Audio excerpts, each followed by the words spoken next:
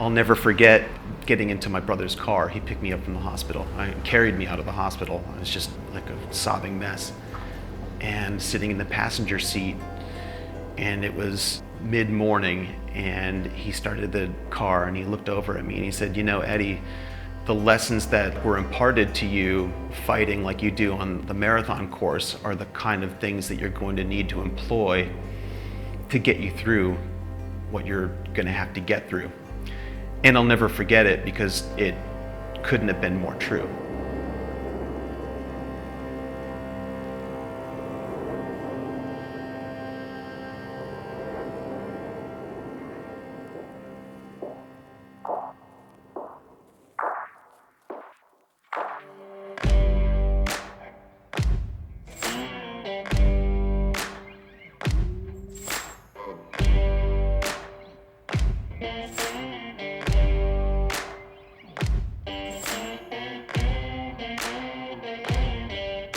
I got into running, like I guess running culture, because there was just a need for me as a musician that was on tour and on stage and as a frontman to just have the stamina and capacity to be able to do what I was supposed to do on stage.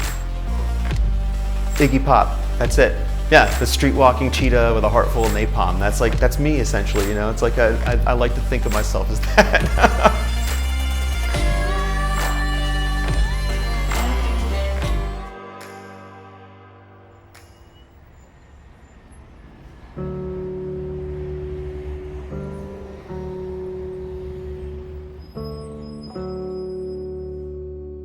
The first time I met Amanda, she had come to the bar when I was working, and I remember telling a friend of mine, I'm like, that girl's like a movie star. She is just unbelievable. She exuded this presence that was like, it was room filling, you know? And it was like I was just completely intoxicated by this woman.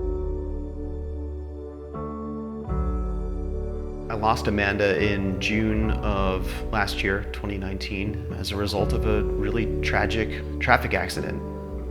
Very late at night. As long as I'm on this earth, I'll never forget getting a call at like 1:30 in the morning from a mutual friend saying that there was an accident and that I needed to be at Temple Hospital like immediately. And just hearing the worst news that you could possibly fathom. The one constant that I've had throughout my life, through good times and through bad times, is just to get out and run and to engage in that sort of meditational activity. It's like unlike anything else in my life, where it enables me to really sort of like detach and allows me to just sort of exist without ego. The motivation behind my decisions to run to the degree that I did had like everything to do with honoring my wife. The kind of life that I think that she would have been really proud seeing me live.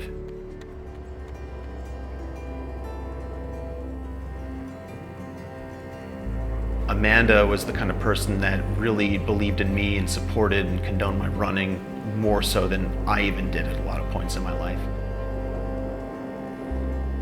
There's a level of like spiritual connection that I feel to my wife when I'm running, you know. I can't get far from her as long as I'm running, you know. It's like it's my ability to like really connect with her on like spiritual level. I feel like when you go through something like I have and you've lost so much, you really learn to run with a certain level of abandon, and you learn to run with a different kind of purpose.